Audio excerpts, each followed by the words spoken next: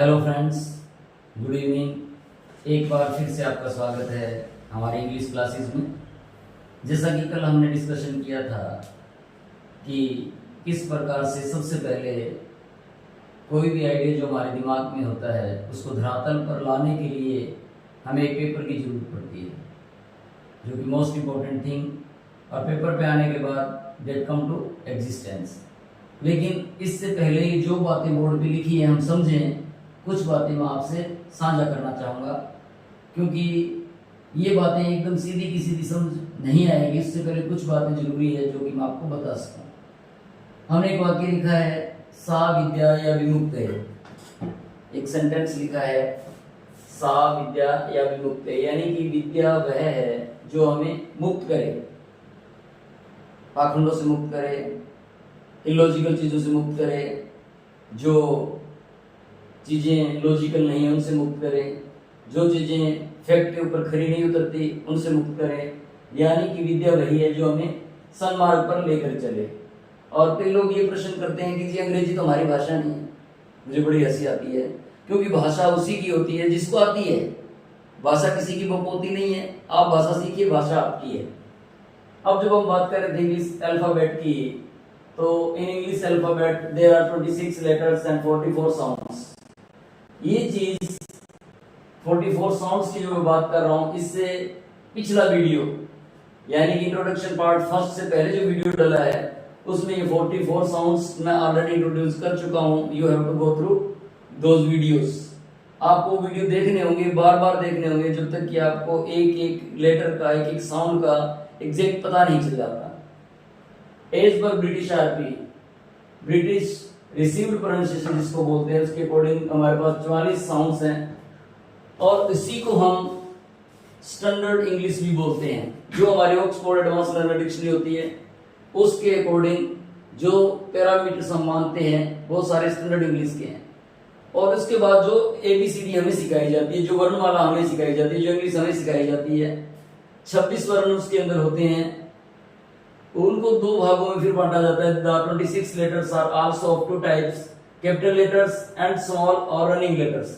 Capital letters बड़े वाले जो ABCD होती है, and small letters जो छोटी ABCD होती है, that you know। और उसके बाद क्या है, ये अल्फाबेट जो है, these letters or sounds further divided into two categories। इनको फिर दो कैटेगरी में बांटा जाता है, वावल और कॉन्सोनेंट्स के अंदर। इससे पहले आप ये समझ लीजिए, अब तक जो तरीका हमने अपनाया, जो हमारे बुजुर्ग थे, जो हमें पढ़ाते थे, उनके पास एक आइडिया था, that was teacher centred idea. That was teacher centred idea. उसमें टीचर जो था वो सेंटर्ड था और स्टूडेंट जो थे उसके इर्द गिर्द थे। टीचर सेंटर्ड आइडिया था। उसमें क्या था, टीचर ही पढ़ता था, टीचर ही मीनिंग समझाता था, टीचर ही बच्चों को होमवर्क देता था, टीचर सब काम करवाता था, टीचर चेक कर लेता था और लास्ट में एग्जाम ले लेता था। तो इसको हम 3R पॉलिसी भी बोलते थे, रीडिंग, रिसाइटिंग एंड रिकैपिचुलेशन। पहले आप बार बार उसको रीड करते थे, फिर उसका रट्टा लगाते थे और उसके बाद फिर उसी को आप लिख करके बढ़िया नंबर ले लेते थे। लेकिन इससे क्या हुआ कि शिक्षा का एक पूरा जो महत्व था वो पूरा नहीं हो सका। इसलिए जो न्यू पॉलिसी आई उसके अंदर आपने देखा होगा कि 3H इंट्रोड्यूस किए गए। 3H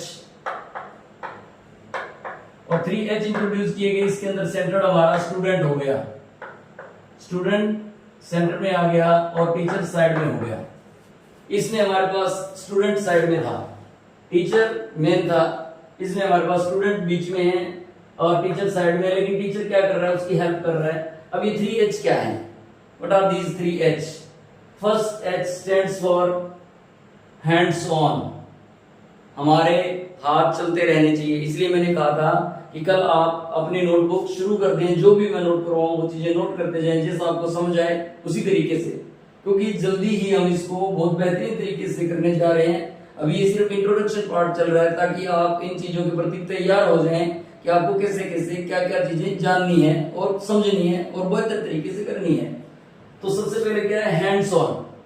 हाथ हमारे क्रियाशील होने चाहिए, हाथ में पेन होना चाहिए, नोटबुक होनी चाहिए। दूसरी बात, हेड्स ऑन। आपका दिमाग भी वही होना चाहिए जहां आप हैं।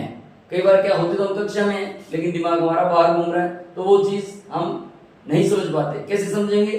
क्योंकि हमारा मन जो है वो बाहर घूम रहा है। सबसे पहला hands on, then second is your heads on, and third is your hearts on. जो चीज समझें वो दिल से समझें।